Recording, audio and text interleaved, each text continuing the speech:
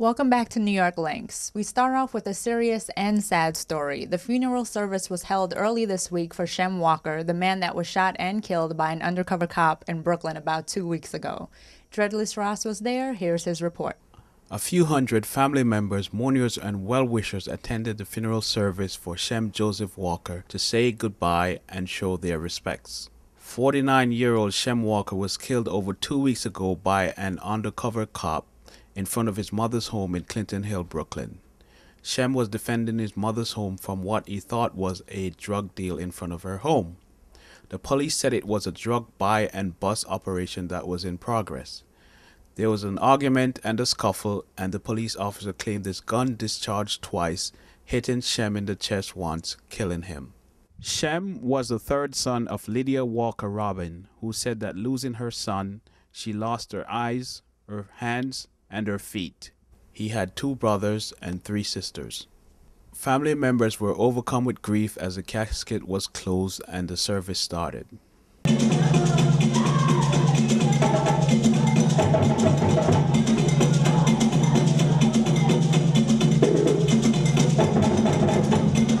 Earlier, we spoke to a family representative to get a feeling of how the family reacted to Shem's death. So when you heard this, what was your gut feeling and how would you respond to this? I tell you, when I heard it, I actually live in Virginia, and my father called me my Uncle Shem's brother, and he called me, and I instantly couldn't believe it, and I instantly jumped up. I didn't pack any clothes, just grabbed a toothbrush and ran up to New York to be with my family. It was one of the worst things that's ever happened to our family, and it was the 4.5-hour drive that I did. I was pretty much driving in disbelief the whole entire time, and then especially to finally get up here and hear all the specifics of it, that was an undercover officer that murdered my uncle. It's unbelievable. The New York Times published a story saying that your uncle was on a parole violation. He shouldn't have been in New York, should have been in Philadelphia. What's your reaction to that? It has absolutely nothing to do with anything that happened last week Saturday to my uncle. Whether he was on parole or it doesn't matter where he was, it shouldn't have happened to him. Parole has nothing to do with anything. There was a slide display that showed images of Shem throughout his life. The mourners went through a series of emotion from laughter to crying, expressing sadness, sorrow, and joy in remembrance of Shem.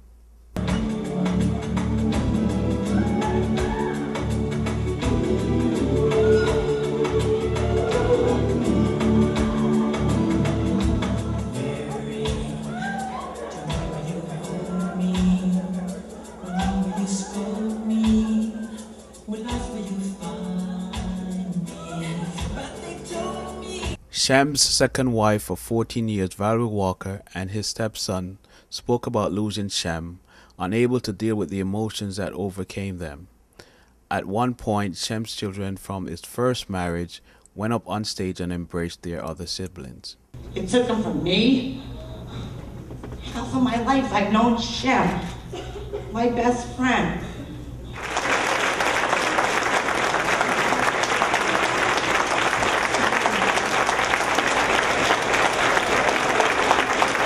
Reverend Al Sharpton eulogized Shem Walker. Yeah, he had a record of 15 years of serving this country in the military.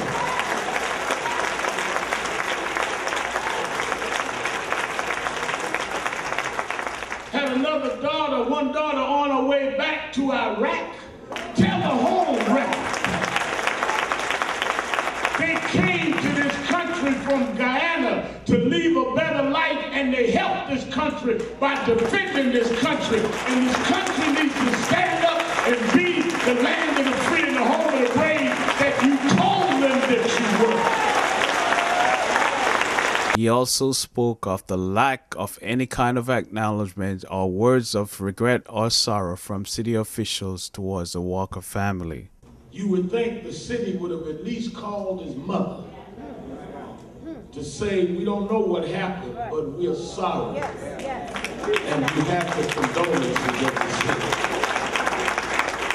One family member expressed similar sentiments. We're not asking you to come here and participate. We're not asking you to go public on TV right now and say anything. But personally, to this woman, and just say, I apologize for what happened in front of your property that your son was trying to protect.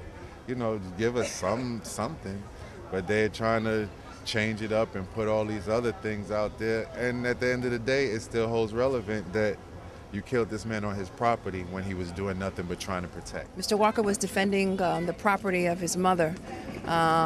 Regardless of his background, the reality is that a number of residents on Lafayette Avenue indicated to me that he did not want anyone drug dealing on his mother's property.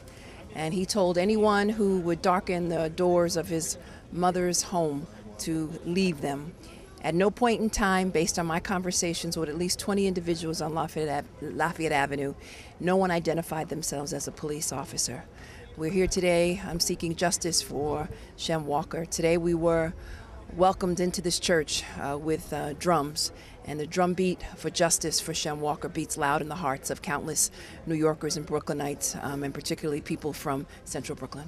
Shem Joseph Walker was laid to rest on Tuesday, July 21st, but his family vowed not to rest until they get justice for their son, the father, the husband, and the uncle that was untimely taken away from them.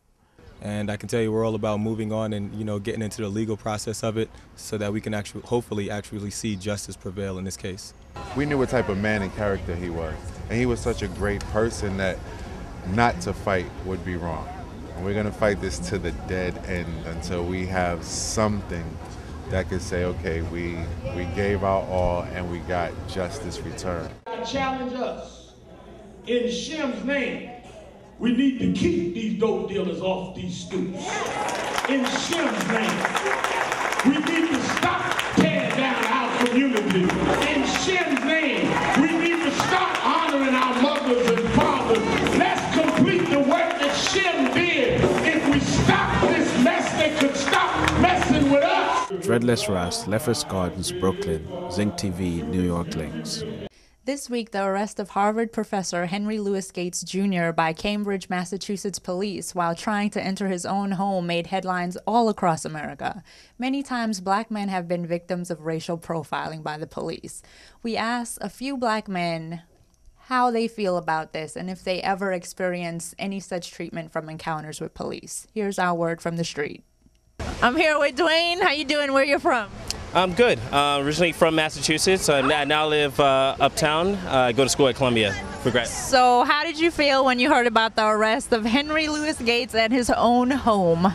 Honestly, I was shocked. Then I was appalled.